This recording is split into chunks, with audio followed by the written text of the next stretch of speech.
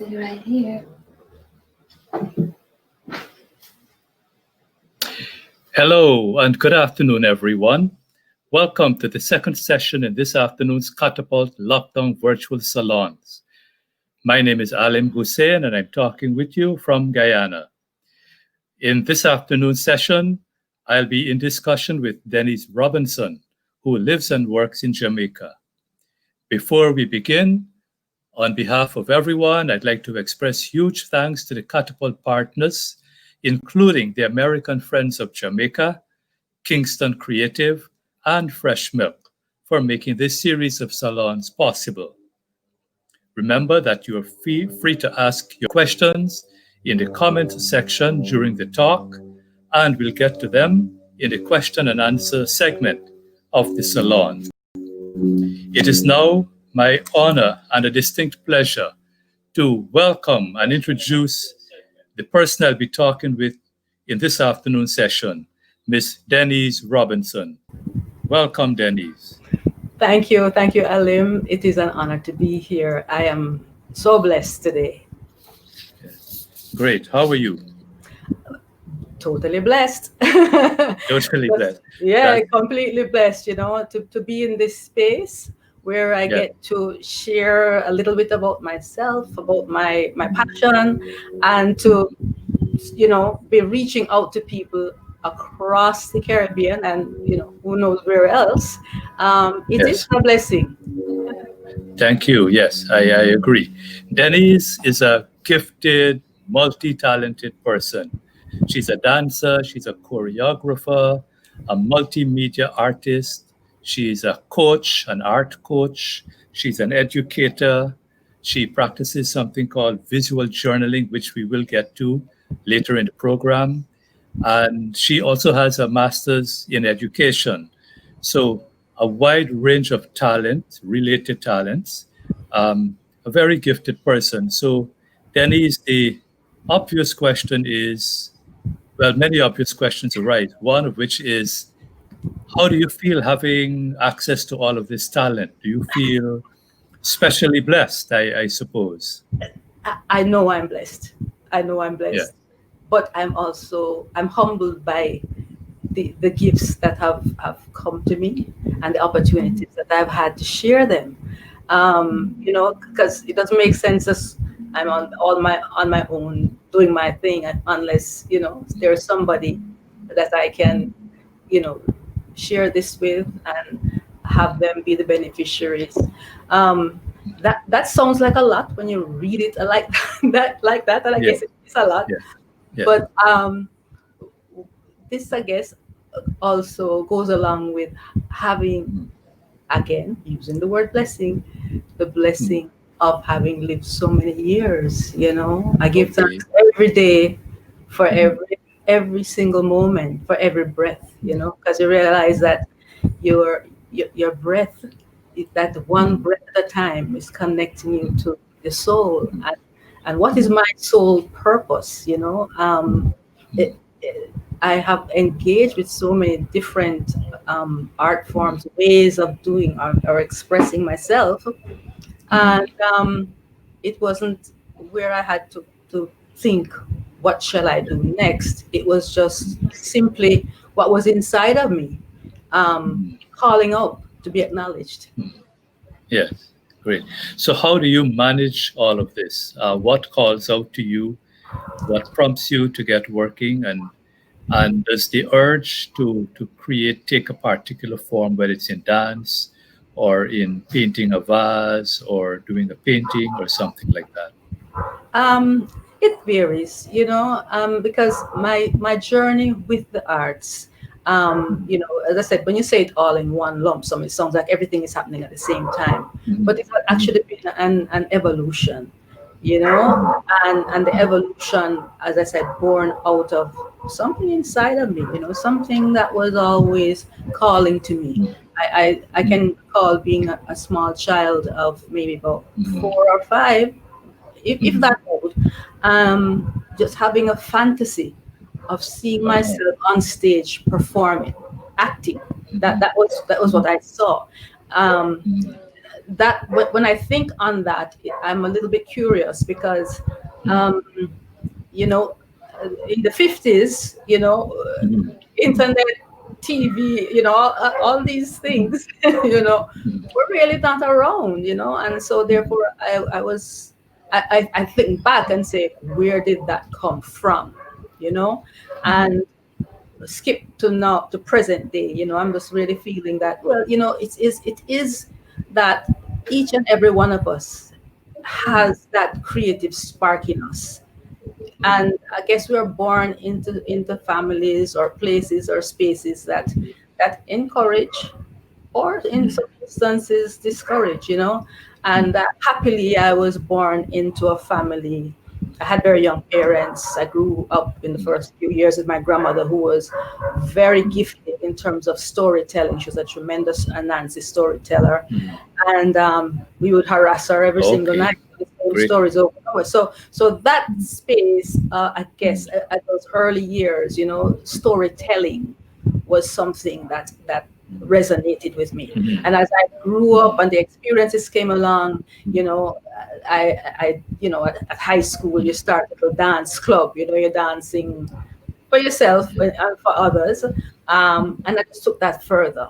I always liked to draw. I always liked to daydream, which was not necessarily, that wasn't well received in a classroom where teachers didn't make fun, as we call it, to give you some licks to wake you up. You know, licks, yes, yes, yes.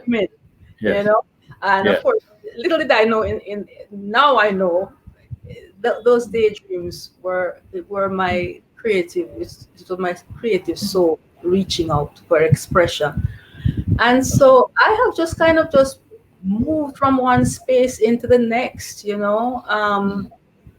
At art school, when I was at Edna Manley College, and there was one particular lecturer who used to actually, you know, chide me for wanting to be dancing and doing painting at the same time. You know, like, no, you have to pick one.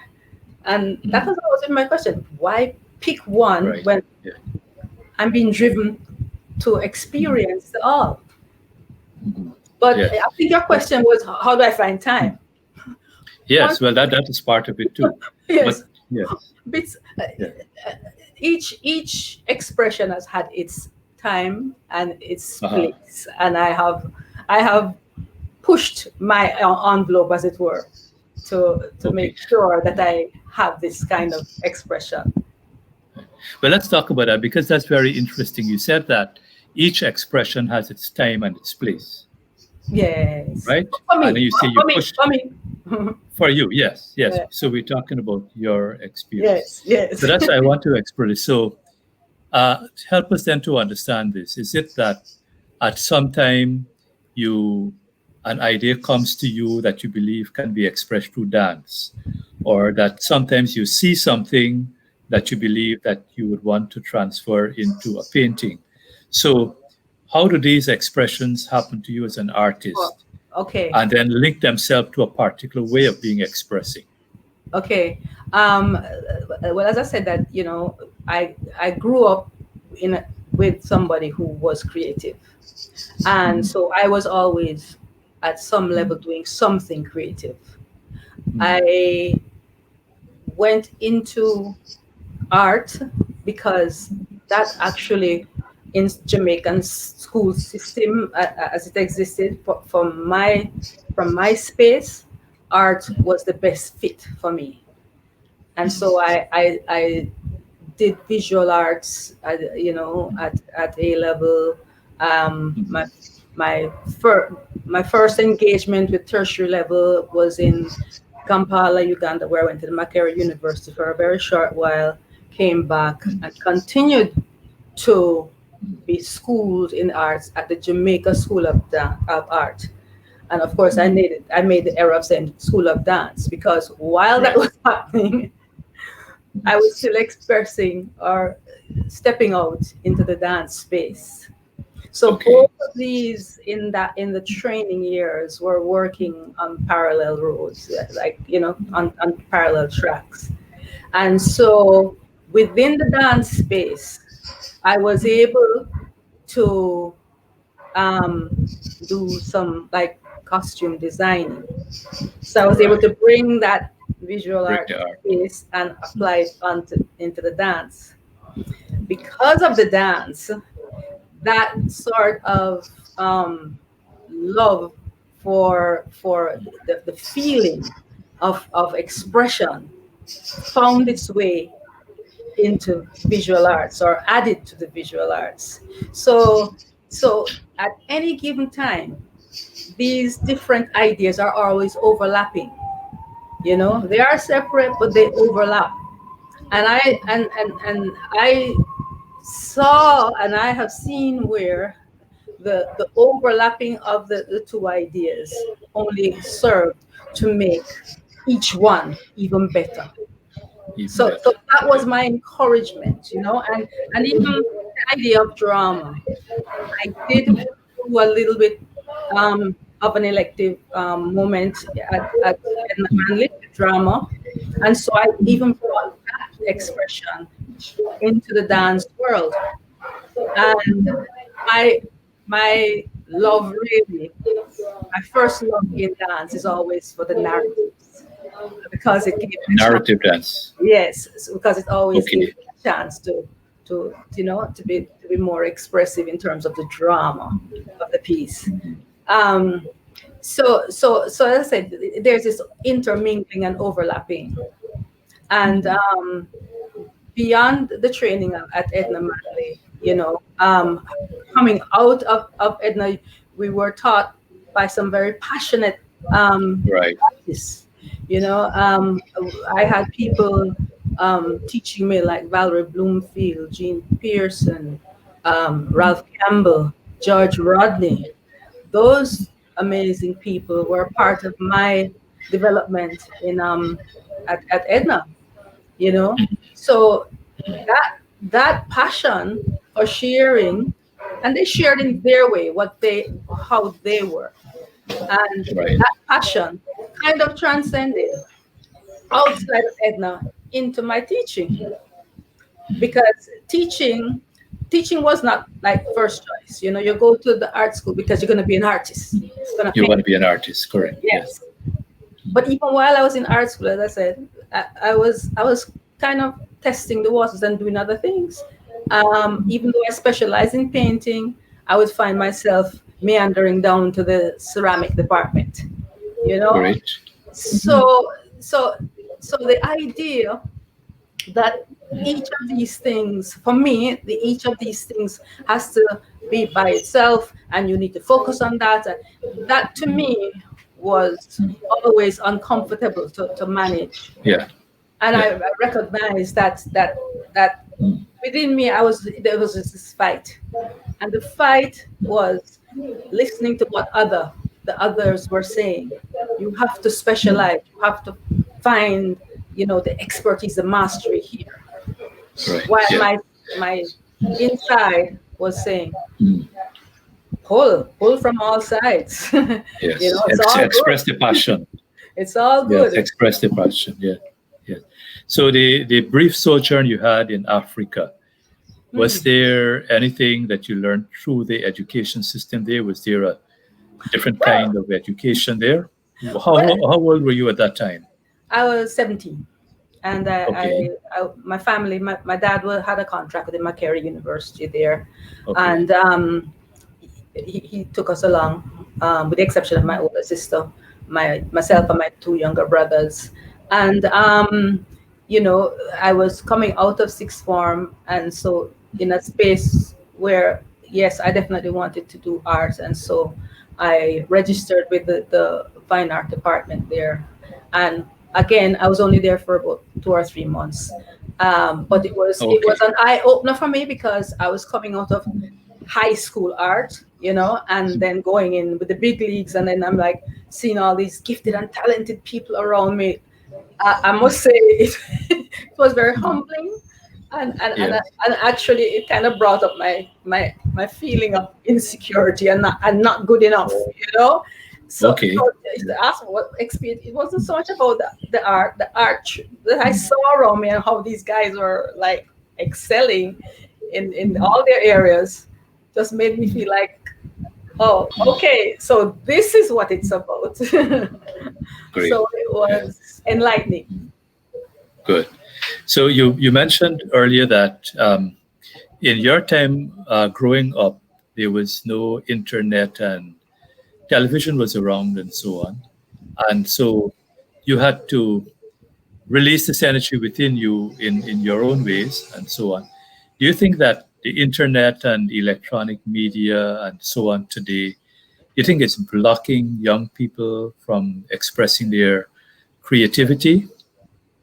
um that's I think that answer is one of these yes and no scenarios, Mhm. um yes, I think because to create, yeah, you have to use head, you have to use heart, and you have to use hands, Mhm. and so when it comes down just to fingertips, Mhm. I'm like, not sure where we're going with that in terms of the fullness of the full expression, and of course because I'm from dance background, the whole body has to get involved, Yes. Yeah. and the voice, of course. But on the other hand, I know when I was in the classroom and teaching, it was the tool, the internet was a good tool to have, Mhm. because I was able to share a wider perspective of what art can be or could be, Mhm. or how we Mhm. can be as creatives. And so for classroom purposes, with managing that, I found that I was able to engage more students based on, showing them that breadth of, Right. of, of how they could express.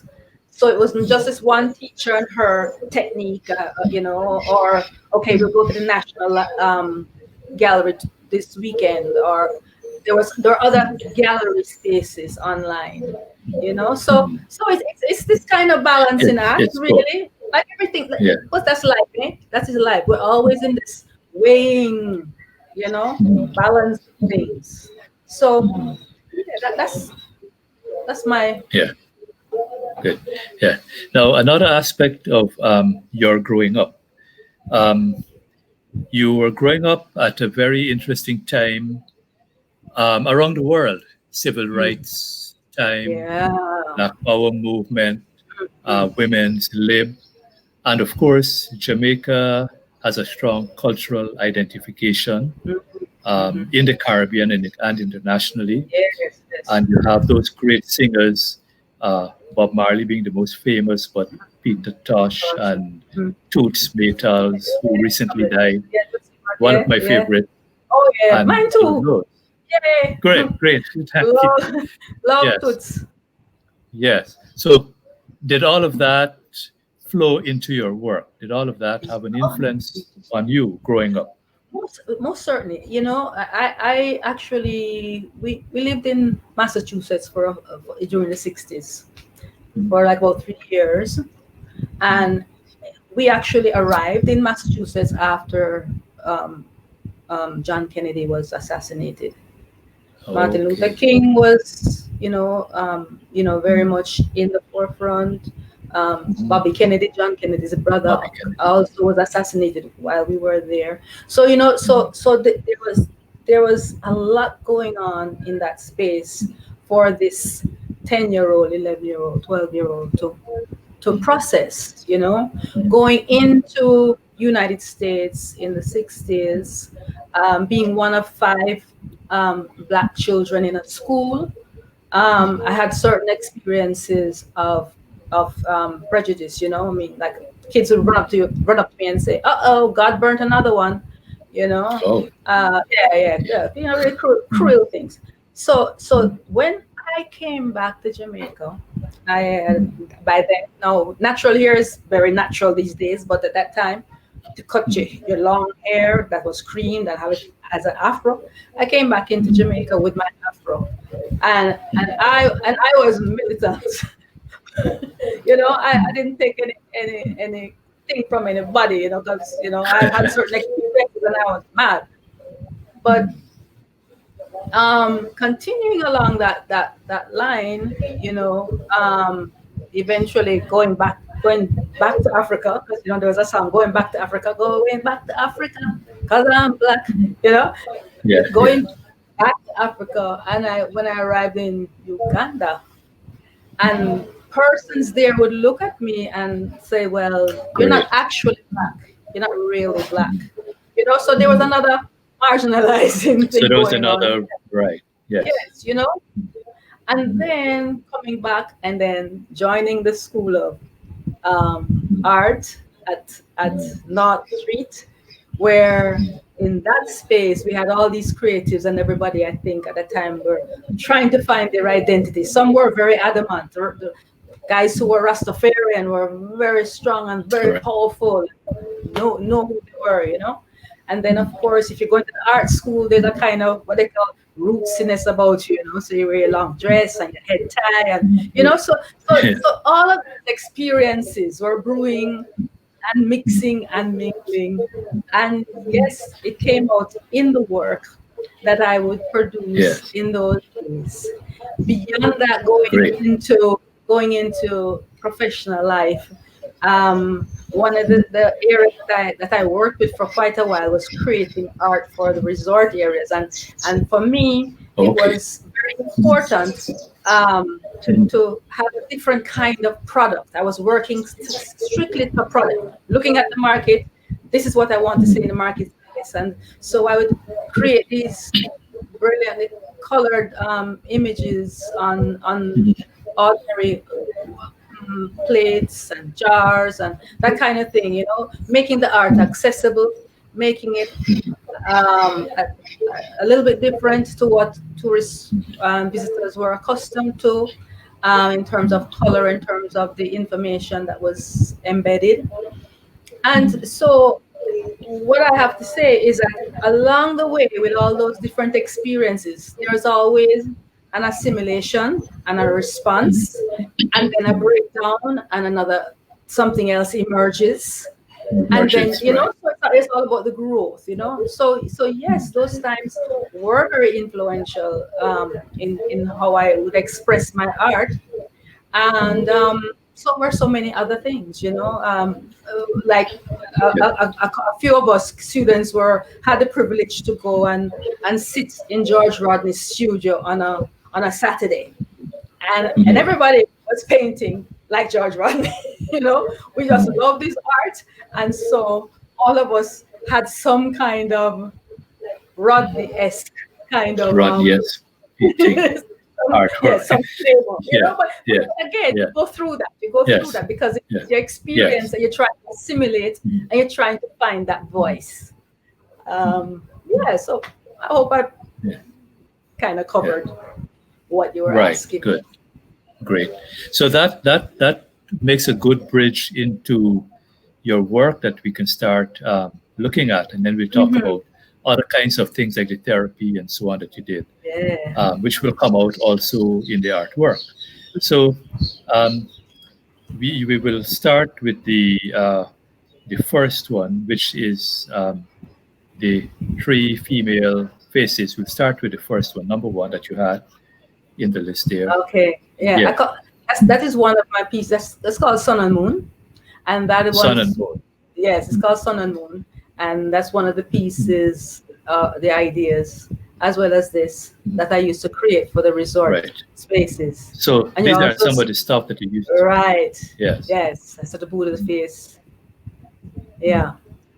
Right. And then of course these urns were part of a whole thrust that I had with interior decor, doing designing surfaces for different spaces, offices and homes and that kind of thing.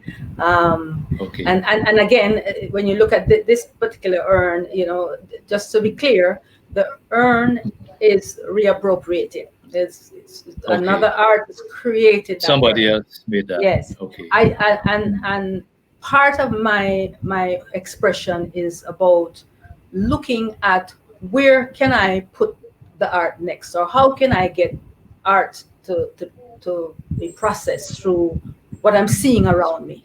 And so a lot of my offerings would engage with everyday objects, things that were just embedded in your living space as a norm. I used to look at, like the Haitian artworks and Right. art. Yes. You see how it's like the art is like embedded. It's like into everything. It's not Everything. like Yes. it's not like separated, put on a canvas, put on a wall, or and of course nothing wrong with that. That's beautiful, and I do that as well. But what I really love about some of these cultures, that the art that seems to ooze out of the pores of the people, and it's not like something that is a hard sell. It just Right. is how they Right. are.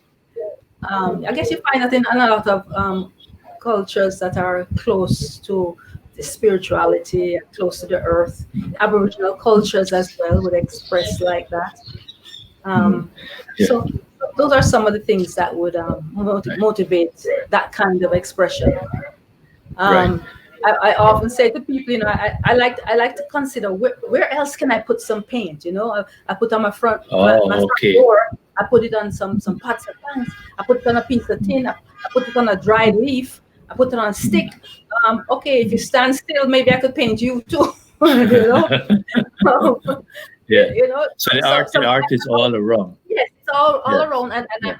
it's like I'm always thinking art. I'm always Yeah. seeing that's for me. It's like it's really a nice space, but sometimes I catch myself saying, and you need to put this down for a little bit, because I go on a vacation, and Yeah. my first choice would be, let me run to the souvenir store and see what's going on in there. What are Okay. people doing?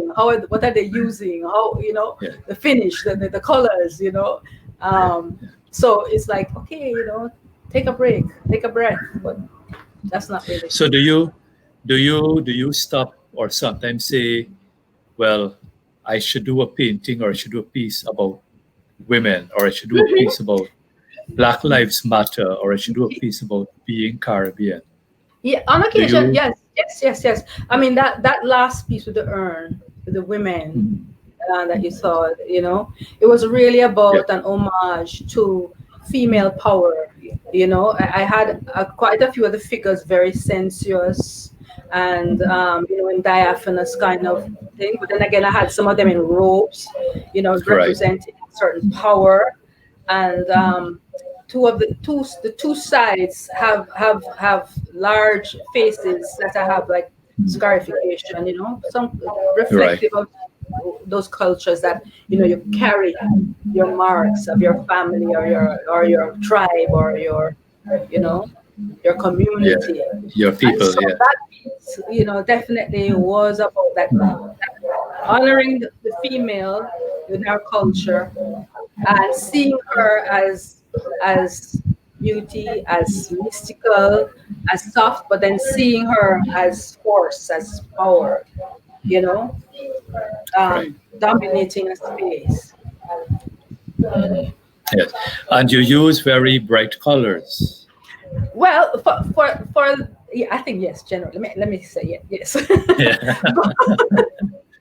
Yes. But that bright Yeah. use of bright colors, the thinking behind the bright colors, specifically with what I call the Setu products. Setu was the pseudonym I used for quite a while. It's a word that means artist, and Okay. that was very deliberate. Those bright colors were deliberately chosen, because what I wanted to reflect again was our Jamaican buoyancy, the sunshine, the colors. Everywhere you look, you're saturated by color, and that invasion of the senses through color. well, is something that I like playing with. Great. I'd like to look at the second piece because it has an image of a lotus, which has quite a lot of significance in East Indian culture. Yes. So I would want to, Yes. and you have those dark Yes. figures on the left at the top, Right. Yes. and the big Yes. face on the right, Right. and Yes. the Yes. figure in the middle. So, Yes. first of all, I'm interested in the lotus. In East Indian culture, the lotus represents purity and a divinity, a state of grace coming up from the mud in the trenches. Yes. And Yes. so tell us about that. Yes, and yes, that is so in terms of the symbolism of the lotus, but Yeah. the part that really the symbolic nature of the lotus for me that really grabs me is that this beautiful flower blooms in murky water, and at Right. night it closes and it submerges and then it re-emerges, and I just think that that is a brilliant metaphor for how life is, and how we can be in spite of challenges that will come up. Stuff is always going to happen, things are always going to happen to you, about you, at you, whatever. But you get a new day, you get an opportunity to rise again, and despite the murkiness, you're able to bloom and still be brilliant. And so the lotus for me is like it's like I kind of claim it as mine. Now, I know you said it's from an Indian tradition, but Yeah. Jamaica, out of any one people, Yeah. that's us. Yeah. Yeah. so Yeah. so Well, we're these proud different things of- would have, yes, they would have different meanings in different cultures and cultures, even yes, meanings to a different person. So yes, you're quite right absolutely, to, yes, yes. exactly. And that That shows how similar we all are underneath the differences. There we Great. go. Yeah. There we go. Yeah. And so Yes. the lotus is there, the female form again, rising up, lifting up, looking up. Yeah, and she has this golden glow around her, Mhm. and then the images to the back, just the Yes. Wonderful. shadow images, Mhm. they just represent the fact that yes, you're rising up, but we still have things going on in the background a lot of the time, a lot of Yeah. things that we choose to look at in different times, or we choose not to look at, so I Right. want to keep that presence there. And then of Yeah. course mask on the other side now, it is just representative of the roots, my roots, Mhm. this incarnation as an African in the Western world. Yeah. So what media do you prefer to work in, or you work mostly in?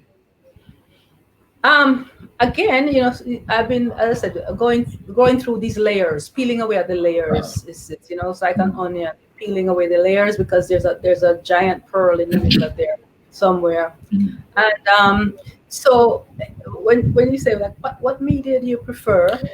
At one Yeah. point, you couldn't drag me away from a dance studio.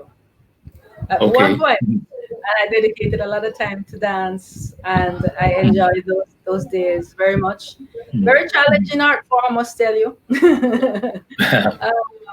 But we're hitting that stage is a joy. It's just a celebration of self Yeah. and others and connecting with people across those footlights. It's just beautiful. So at one point, I would say the dance. At this point in time, I have been Yes. through. I am in the blooming stage again, coming up out of the Blooming. murk. Great. Yeah, coming out. Like the Yes, lotus. becoming Yes. yes, becoming Yeah. brand new again. And with all the painting and the teaching, because I think all together I taught for about 30 years in Okay. classroom, part time, and then more recently full time. I only left teaching classroom in 2016. Oh. Um, so the teaching at one point was a passion as well. It still is, but I teach in a different way. I facilitate Great.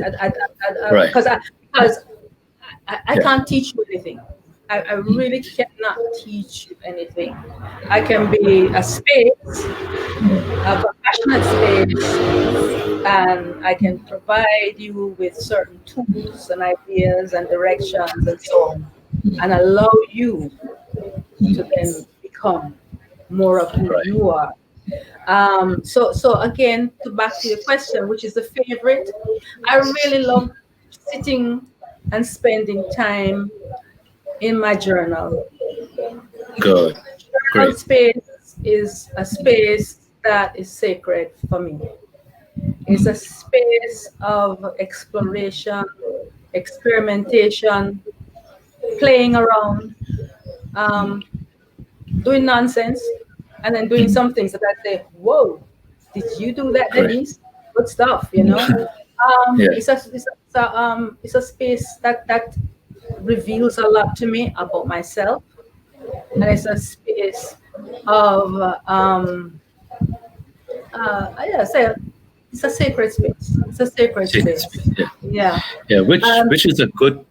Go ahead.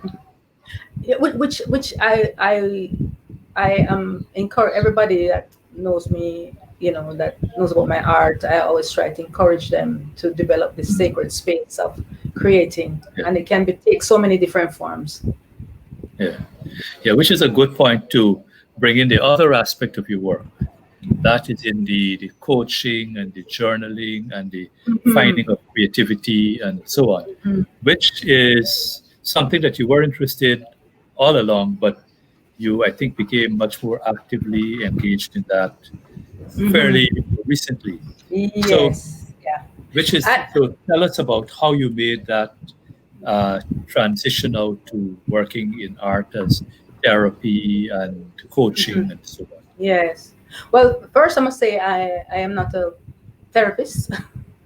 Correct. I'm just someone who has a lot of experience in the creation of art, in teaching and mentoring people from kindergarten to age 90. I think was 90 something was the oldest person that I have engaged with in teaching or in sharing my art ideas with, and so the the the transition officially came because even while I was teaching, I would do workshops in the summer, and like on a Saturday afternoon and so on. Its emphasis was always on the creative process, and the creative process could Oh, was a hybrid.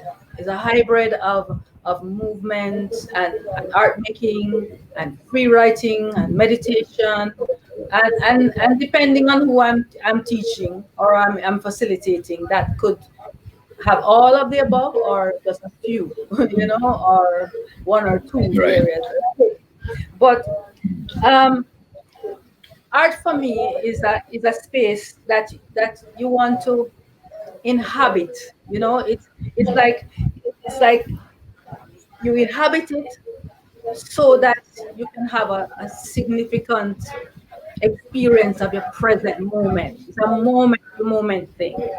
So, like I said earlier on, it's so hard for me sometimes to not be thinking, how can I make this into this, or how can this become Right. that? Which, Right. which Yeah. actually, which actually sometimes can be, a little bit overwhelming. Difficult.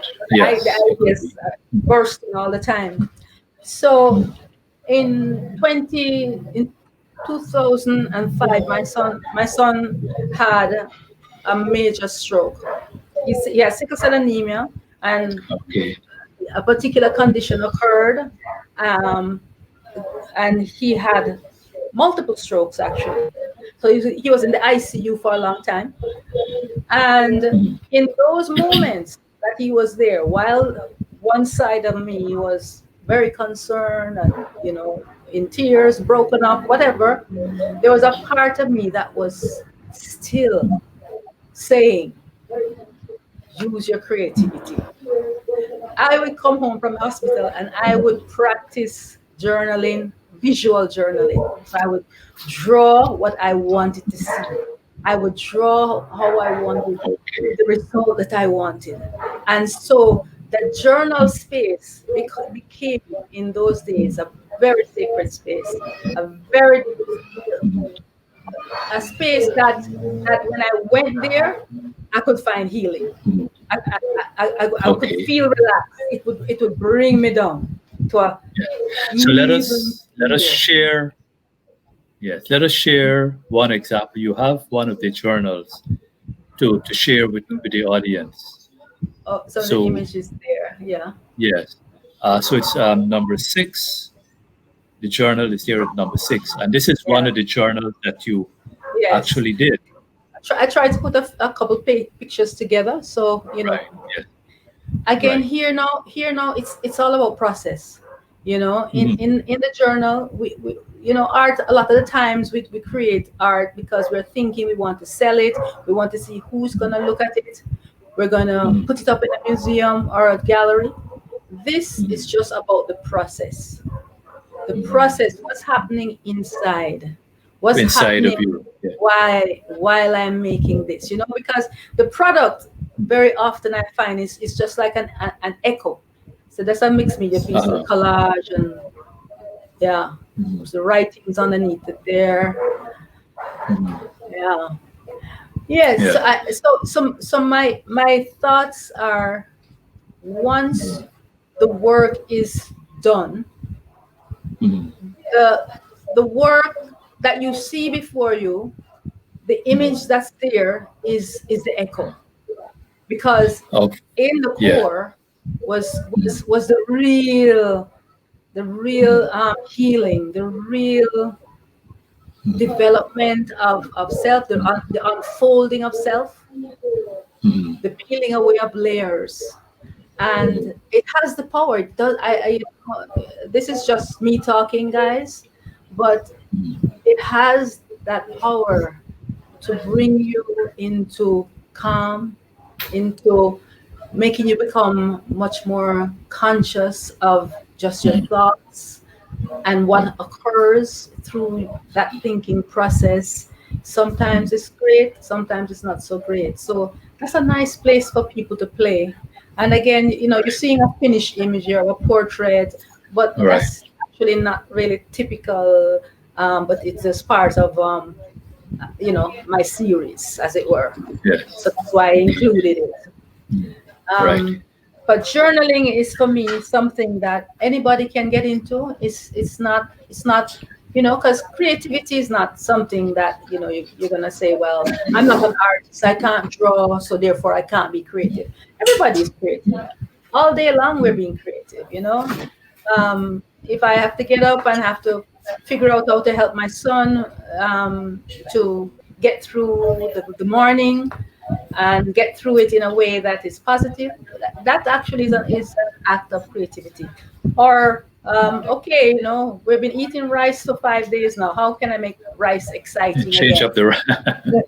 Yeah. Yeah. But Yeah. in all seriousness, the creativity is there, and for many people it's an untapped resource.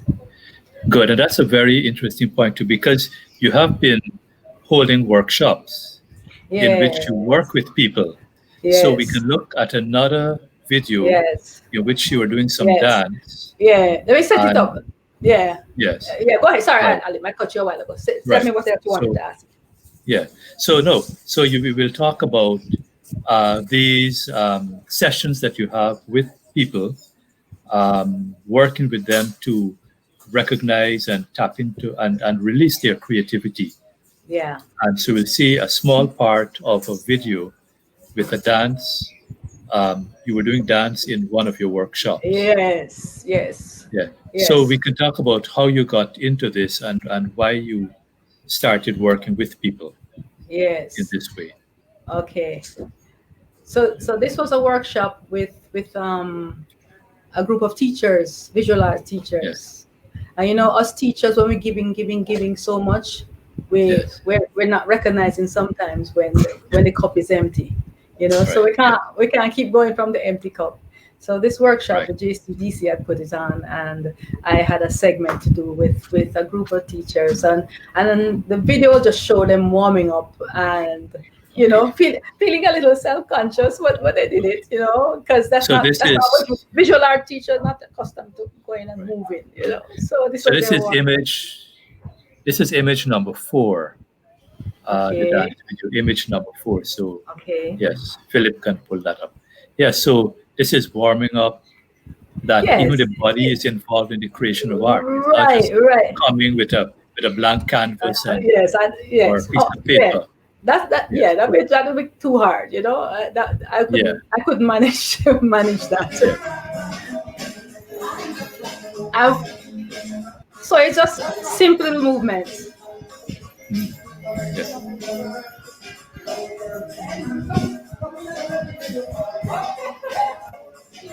Yeah.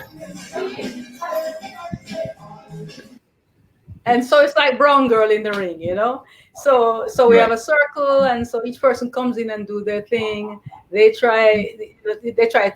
The idea is, okay, how can I outdo the other one? So it's kind of encouraging you to compete, friendly competition, to Yes. do whatever movement strikes you, and it doesn't have to be any movement that's structured. Yeah. Just move the body, feel the music, and just participate. Feel the music.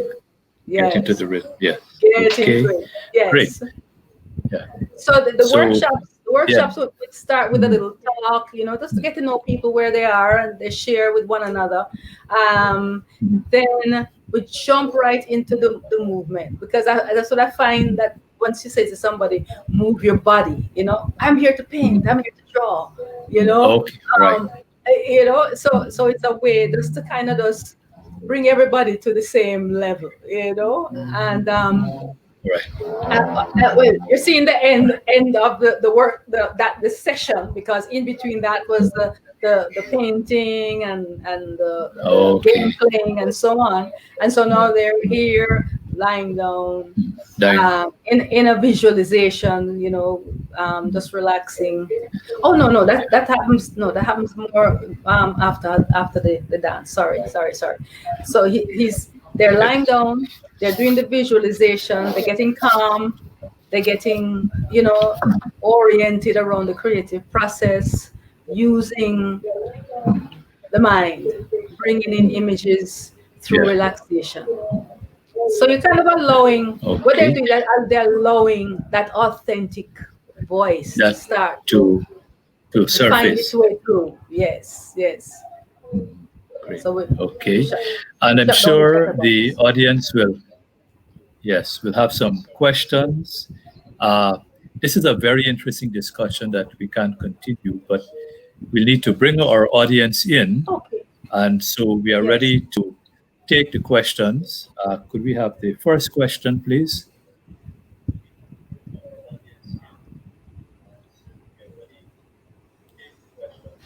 Okay. Okay, and this is from Author Girl 144. So how has the support for your practice been from your community? The support for your practice, how has it been from your community? And has your focus on accessibility in your work opened up people to more possibilities? For example,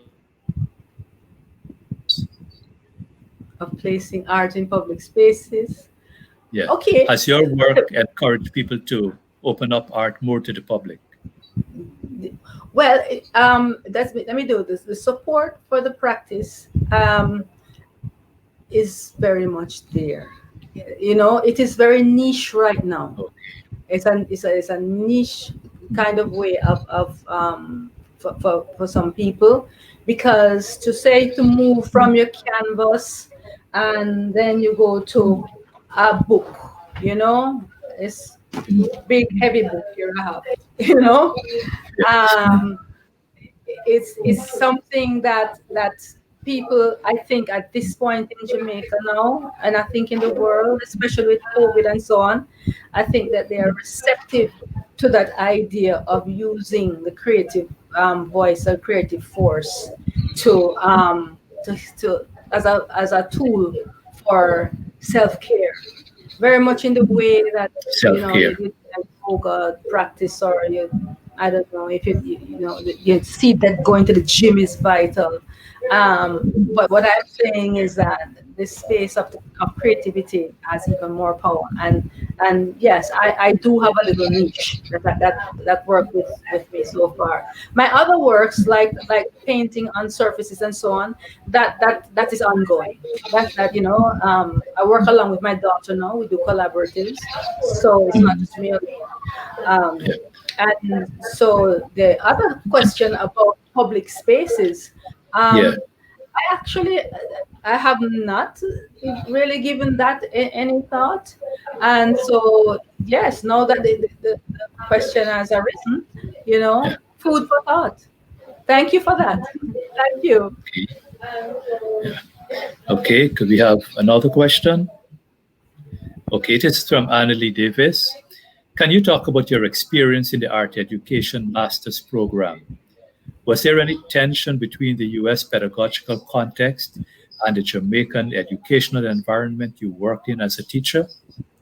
Okay. I taught art at an international school for 16 years, and in art, well, art education for me began way back at Jamaica School of Art days with a beautiful woman by the name of Alison Stimson, who really taught us that passion for sharing ideas with others and encouraging others.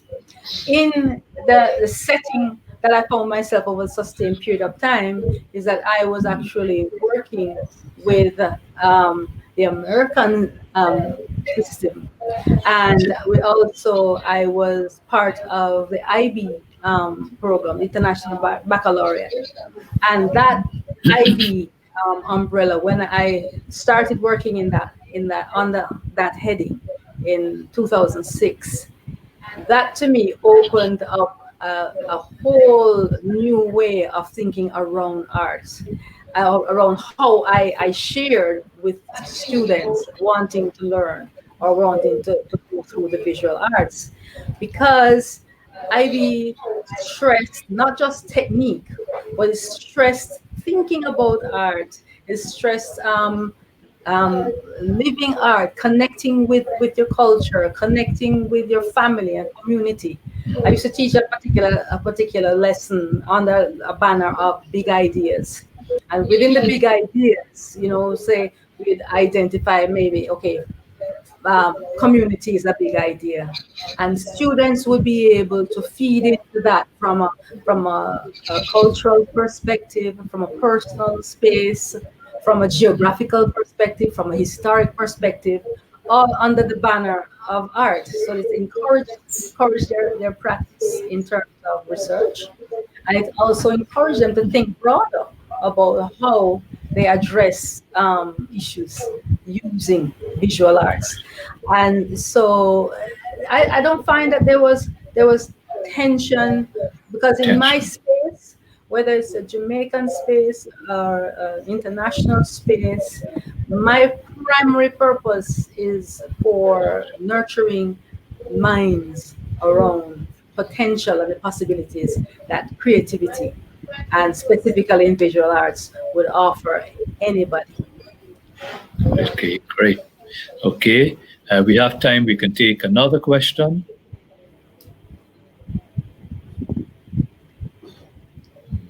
Thanks for the question, Okay. Annalyn. Yes. Okay. Okay. This is from Rachel Thomas Coaching. Hi, Denise. It's been great to hear you speak about all of your experiences. I'm curious to know about your views on working as an artist since the development of COVID. Have you faced any new challenge? Any and all and every. Um, COVID, as I say, COVID put me on the back foot. It really, I saw this year going a completely different way. I saw this year, it started out wonderful. I had a beautiful workshop, planning another one. I was teaching private, sessions, one-on-one.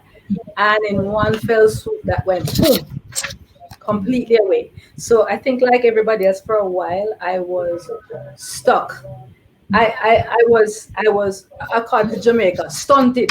You Stunted. know, I was Yeah. stunted. Yes. I did I really floundered with, I was doing something, now I'm not doing it, but I need to do something because, and so that monkey mind, the head take over and was driving me. Eventually, I calmed down and I reached out to a couple of other persons who are not artists but who are business people, who are persons who deal with finances and that kind of thing in terms of what's the way forward, And so I was consulting with people, informally. Um, but then it struck me, didn't you say you are creative? Uh, and what do creatives do? Creatives make lemonade out of lemons. Yes. Creatives see the beauty in the most not so beautiful things for most people. Like the Japanese have this concept called wabi sabi. That imperfect, Yes. the appreciation of beauty in the imperfect. And we were Imperfect. certainly in a very imperfect time, and it was calling us to be unprecedented. It is calling us to be unprecedented in our responses. And so I have actually spent more time going back to school, learning about online, platforms, how to use media like this, and so on. And so I am still in that stage of like doing this. It's a little bit wobbly, but I'm a little bit more focused around it, and working towards doing online workshops. It's not the same. It's not the same as jump up and down and dance in a space, or Right. You would the miss all close of that. interaction. But Yes. guess what? It's a bigger reach. So there Correct. are Yeah. opportunities in that larger reach. I mean, look at us here, Alim. You're in Guyana, I'm Yeah. in Jamaica, and Yeah. all our viewers and our friends are elsewhere around the world. So, Yes. so my challenge that I have given myself, or my mission I've given myself, is to find what is good in this. I know that a lot of people are under severe pressure, but I can't. I acknowledge that, and I'm compassionate to that, and my voice in my head says, what is your responsibility? How are you going to respond? Because you have reacted, and the reaction has had its ripple effects. Okay, time for Yeah. response. So getting online, sharing online is the option we have now. Great. Denise, thank you very much. Our time has gone so very quickly. What? Oh Um, my goodness. yeah. Yes, it has gone. Imagine that.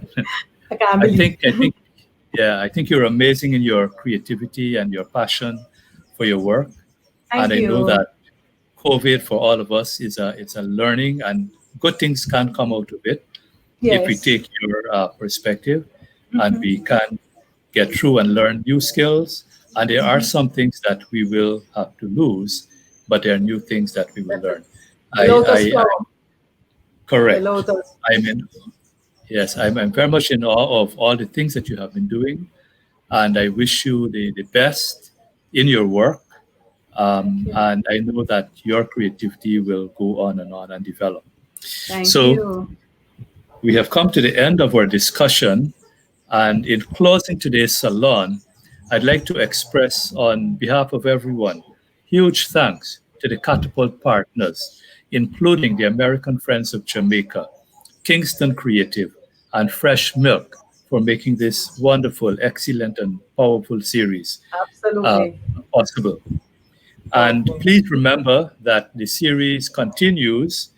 The next Catapult Lockdown Virtual Salon will be at 1 p.m. AST on Tuesday, October 27th, 2020, when Kendall Hippolyte of St. Lucia will be in dialogue with Rochelle Ward of St. Martin and Evan A. Walters of Jamaica. So that should be two powerful conversations coming up for you. Yeah. And Yeah.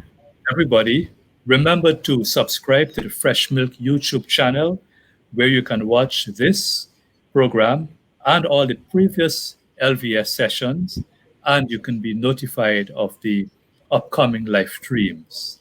So thank you, Denise. Thank you, audience. Bless you. Thank you, Thank you, technician, Alex. Philip, and everyone else.